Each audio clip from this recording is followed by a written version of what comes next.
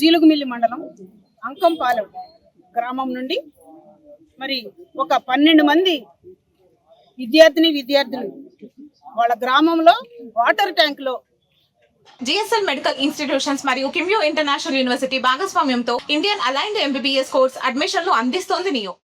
Poison కలిపారని ఆ నీళ్లు వాళ్ళకి తెలియకుండా బాటిల్స్ లో పట్టుకొని స్కూల్కి వెళ్ళిపోయి తాగేశారు.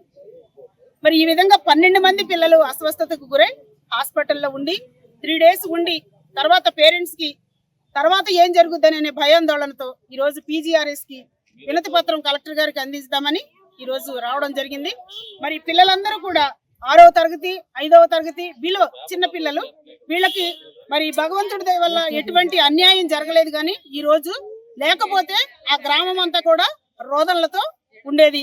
మరి తల్లిదండ్రులకి మరి తీరని శోక సముద్రంలో ఉండేవాళ్ళు.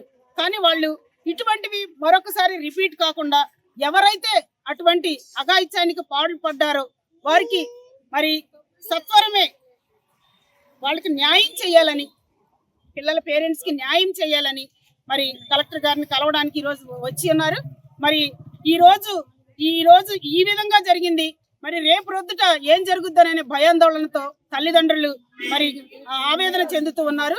ఈ పరిస్థితిని ప్రభుత్వం వారు స్వయంగా పరిశీలించి ఎవరైతే ఇటువంటి కార్యకలాపాలకి మరి పాల్పడ్డారో వాళ్ళని దృష్టించి వాళ్ళకి మరి ప్రభుత్వం తరఫున ఏ విధమైనటువంటి న్యాయం చేస్తారో మరి చేయవలసిందిగా కోరుతున్నాం. మరి బిడ్డలందరినీ కూడా చూస్తూ ఉన్నాం.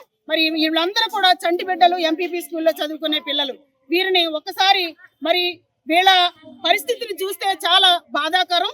మరి పేరెంట్స్ చాలా ఆవేదన చెందుతున్నారు. మా బిడ్డలు ఈ రోజు బ్రతికి బయటపడ్డారు అని అంటే మరి భగవంతుడు దయ అని తెలియజేస్తూ ఉన్నారు. ఇటువంటివి రిపీట్ కాకుండా ప్రతి ఒక్కరు మరి ఏ సంఘమైనా సరే చంటి బిడ్డలతో మేము మరి స్కూల్స్ తో హాస్టల్స్ తో పిల్లలతో పనిచేస్తున్నాం. ఇది చాలా ప్రాముఖ్యకరమైనటువంటి విషయం కాబట్టి దీని మీద మీరు న్యాయం చేయాలని ప్రభుత్వం వారిని కోరుతున్నాం. పత్తి రామకృష్ణ గారు కలిపారని అనుమానంతో మేము చెప్పామండి. చెప్తే దాన్ని తీసుకుని దాని మీద కేసు అయిపోకుండా చూశారు.